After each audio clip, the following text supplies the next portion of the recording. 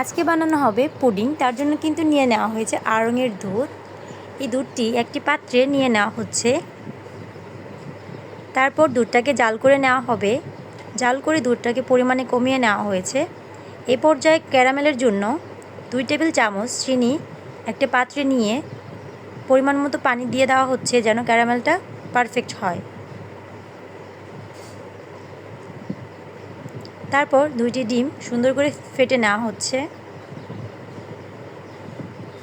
এরপর 2টি ডিমের উপর 2 টেবিল চামচ চিনি দিয়ে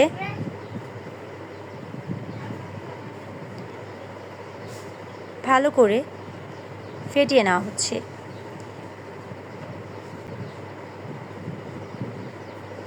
চিনির সাথে কিন্তু ডিমটা ভালো করে মিশিয়ে নিতে হবে। এ পর্যায়ে ক্যারামেল কিন্তু পারফেক্ট হয়ে গিয়েছে। এখন ডিমটা দুধের সাথে ভালো করে মিশিয়ে নেওয়া হবে। ডিমের সাথে কিন্তু দুধটা ভালো করে মিশিয়ে নিতে হবে একদম পারফেক্টভাবে। তারপর ক্যারামেলের ওপর দুধটি দিয়ে দেওয়া হলো। এখন একটা পাতিলে পরিমাণ মতো পানি দিয়ে দুধটাকে সিদ্ধ করার জন্য কিন্তু রেখে দেওয়া হলো।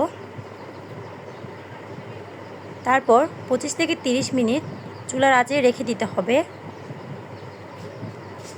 এই তো 25 মিনিট পর একটা কাঠির সাহায্যে দেখে নেওয়া হচ্ছে পুডিংটা ভালো করে সিদ্ধ হয়েছে কিনা এবং পারফেক্ট সিদ্ধ হয়ে গিয়েছে।